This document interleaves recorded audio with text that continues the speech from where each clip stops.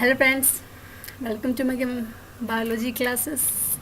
I am Iska and today I am going to teach you the diversity in the living world.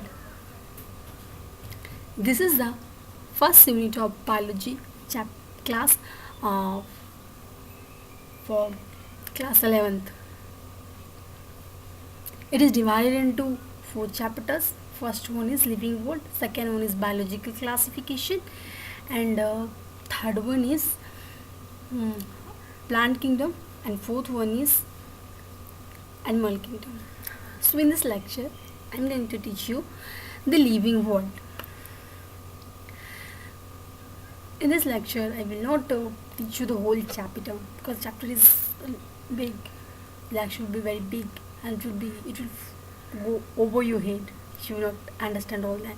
So I will teach you only half. In next lecture I will tell you the other topics.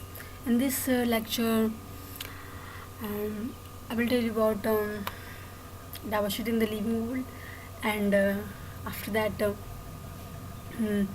what is biology, and after that living world, diversity in the living world, taxonomy, taxa, all these things. Okay, now let's start. First, diversity in the living world. Friends, we see a variety of living organisms around us. Represent diversity, there is a huge number of organisms around us. Now, let's talk about the living world. That is the chapter, the living world. Friend, what is living world? We can define living world is the world in which everything is living. So, the world in which everything is living, we say that that is living world. Now, friends, see, in this chapter, I will teach you about what is the importance of life and what is the importance of all this. First, let's understand what is biology. If I simply ask you what is biology, you would say biology. Biology is a branch of science in which we study about living organisms. Yeah, this is right. Biology. Bios means life, and logy means study of. Means in simple way we can say biology is the study of living things. That means biology is the study of life. Not a clue. Now come to the topic, the living world. How beautiful is the living world? The wide range of living beings is amazing, and the beauty of galloping horse, and the flower valley, the forests, the lakes, all attract us. Even we don't want to come to them, they just attract us. There is a magnetic power in that. Friends, a question. There is a no. Friends, the ecological conflict among the populations of community and among the communities of populations, and even in the particle traffic in matter affect us to suggest that or ask us what is what ended is life. This question has two implicit question within it. The first one seeks to scientific answer the question, that means that seeks to answer what living is opposed to the non-living. And the second question is philosophical one, that means what is the purpose of life, that we don't need to describe. As a scientist, they will not attempt describing the second question.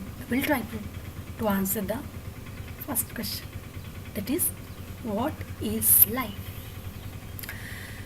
Friends, when anyone asks you about life, what is life, you first go the property of organism come into your mind, right?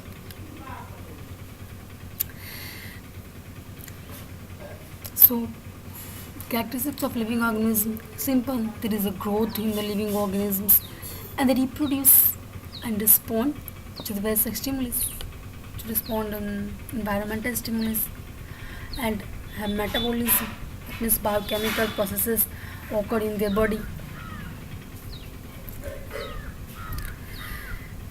So, friend, respond to stimuli. This is the characteristics of living organism. That means respond to a stimuli means to say that means the control and coordinations occur in human beings body or in the living things body. You have studied in the 10th class the control and coordination. I hope you remember it. You remember it? Don't you?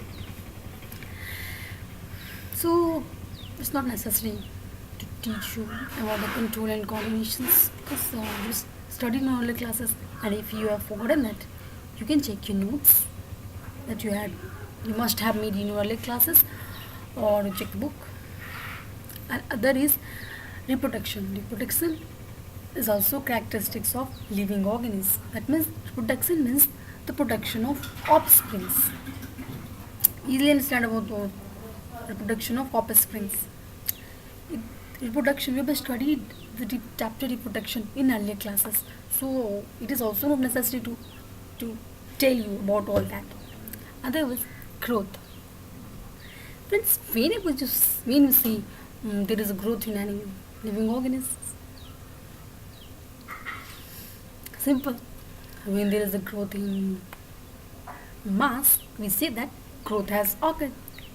In metabolism, metabolism is characteristics of living organism.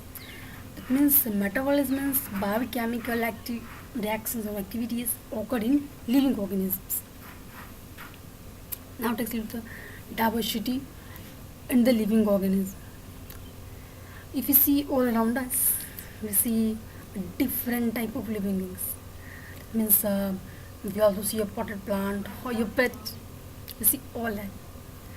So diversity, the living organisms study is the huge number of living organisms. Classification is necessary. And we will say what? We will say what? If the class is diversity of living organisms, so what? What classification is done? What is the use of classification? Friends, classification. So I can make you understand why classification is necessary. Just suppose classification is not done in biology or in any chapter. Biology. Here we take the example of biology, that the classification is not done in biology. Okay, and the fourth means you will have to study about all the organisms separately and all its property in your biology book. And in exam, question will come from all that topics. Would you ever be able to answer all that questions? The answer is no. You would never be able to answer all that question. It's not possible.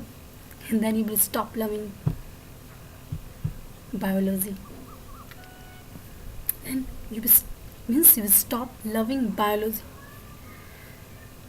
If you will, anybody will hear about biology, he will just frightened. Just frightened.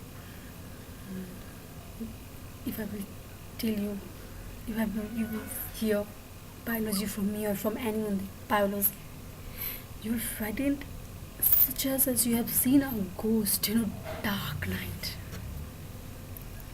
Just suppose, how would be your expression? I'm saying biology. See, biology? No. Your expression would be like this. So, just to change your expression, and thoughts about biology, classification is done. I hope you have studied, you have taken, that means you have understood biology. Classification, what biology, when anything is classified. Now, classification is necessary As means we name all organisms. Dog. We say dog. We say dog in Hindi है कुत्ता. We don't know dog as कुत्ता. But in other places, dog got be name as कुत्ता. It will be called dog. Dog by other names. So would you ever be able to understand what are they speaking about?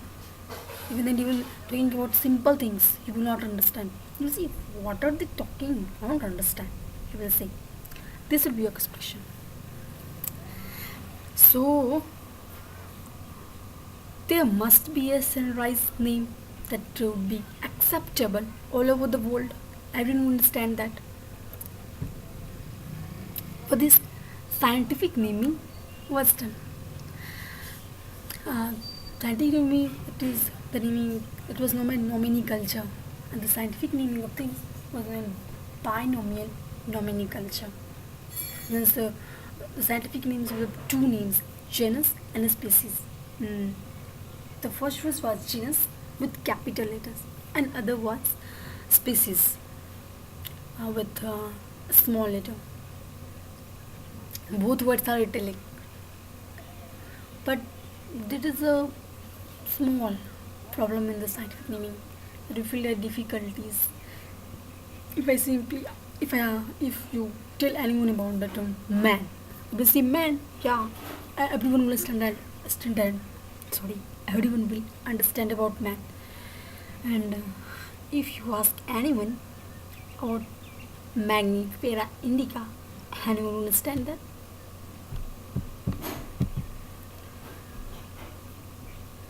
Would anyone understand then?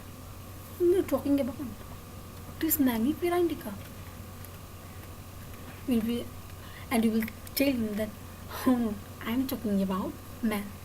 You say, what are you saying?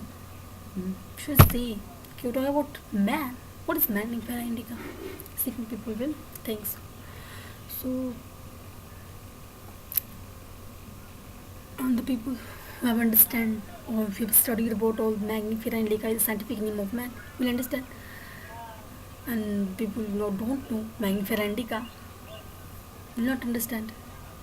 So you should not say Magnifera indica in front of people that doesn't know Magnifera indica is the scientific name of man. This is a scientific name. This is binomial nomenclature. Other word is taxonomy. Before I tell you about taxonomy, let's take a look at taxa. What is taxa? Taxa are the categories or criteria. Then taxa.